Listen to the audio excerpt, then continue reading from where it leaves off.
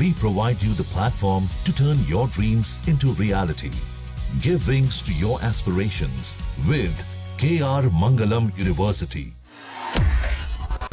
देश की सर्वोच्च अदालत सुप्रीम कोर्ट ने पश्चिम बंगाल में स्पेशल इंटेंसिव रिवीजन यानी कि एसआईआर के दौरान अभियान में तैनात न्यायिक अधिकारियों के कथित घेराव और उन्हें बंधक बनाए जाने के मामले में कड़ी निंदा की है। चुनावी राज्य की मौजूदा सामाजिक राजनीतिक वास्तविकताओं को एक असाधारण स्थिति करार देते हुए जस्टिस पीके मिश्रा और जस्टिस एनवी अंजारिया की पीठ ने पश्चिम बंगाल की प्रशासन, जिसमें मुख्यमंत्री ममता बनर्जी और बाकी वरिष्ठ अधिकारी शामिल हैं, उनकी ओर से बहस कर रहे वकील से कहा कि वे भले ही अमूर्त कानूनी सिद्धांतों पर बहस करें, लेकिन अदालत प्रदेश में चल रही व्यवहारिक वास्तविकताओं से अपनी आंखें नहीं मूंद सकती।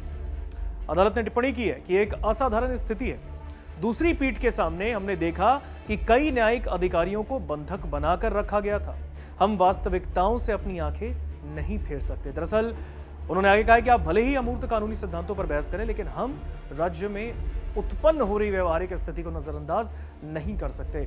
अदालत ने इस मामले की सुनवाई जो है वो अब तय कर दी है कल तक के लिए, और ऐसे में सुप्रीम कोर्ट ने कोलकाता आईपैक रेड केस में ईडी की जांच में कथित दखल पर गहरी चिंता जताई और ममता बनर्जी पर फटकार भी लगाया है। सुनवाई के दौरान अदालत ने केंद्रीय एजेंसी की ओर से की जा रही जांच के बीच ममता बनर्जी के कथित हस्तक्षेप को भी गलत ठहराया और कहा कि किसी भी राज्य की मुख्यमंत्री की ओर से यह काम लोकतंत्र को खतरे में डालता है। तो कोलकाता के आईपैक रेड केस मामले में सुप्रीम कोर्ट ने देश की सर्वोच्च अदालत ने ममता बनर्जी को कड़ी फटकार लगाई। अदालत ने टिप्पणी की कि यह राज्य और केंद्र के बीच का विवाद नहीं है।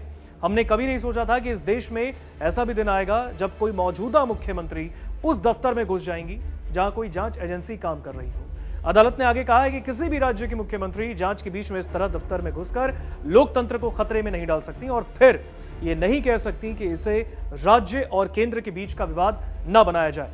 यह अपने आप में एक ऐसे व्यक्ति के द्वारा किया गया काम है जो संयोगवश मुख्यमंत्री और जो भी पूरे लोकतंत्र को खतरे में डाल रहा है उसे एक्सेप्ट नहीं किया जा सकता। तो इस पूरे मामले को देखते हुए दरअसल जब ये मामला सुप्रीम कोर्ट में पहुंचा, उसके बाद इस पर सुप्रीम कोर्ट की जो जजों की पीठ है उसकी बेंच ने इस पूरे मामले पर सुनवाई करते हुए बंगाल में ममता बनर्जी पर लगातार कड़ी फटकार लगाई। साथ ही साथ उनके प्रशासन को भी सवालिया निशान उस पर लगाए हैं, उसको सवालों के घेरे में खड़ा करने की कोशिश की है। सुप्रीम कोर्ट ने यह तक कहा है कि ममता बनर्जी ने उस वक्त केंद्रीय जो सरकारी काम था उसमें हस्तक्षेप करने की जो एजेंसी है उनके काम में हस्तक्षेप करने की कोशिश की, जो कि कहीं से भी एक्सेप्टेबल नहीं है। तो ऐसे में मुख्यमंत्री की तरफ से किया गया यह काम एक्सेप्टेबल नहीं होगा। सुप्रीम कोर्ट ने अब ममता बनर्जी को कड़ी फटकार लगाई। अब देखना यह होगा कि टीएमसी इस पूरे मामले पर क्या प्रतिक्रिया देती है।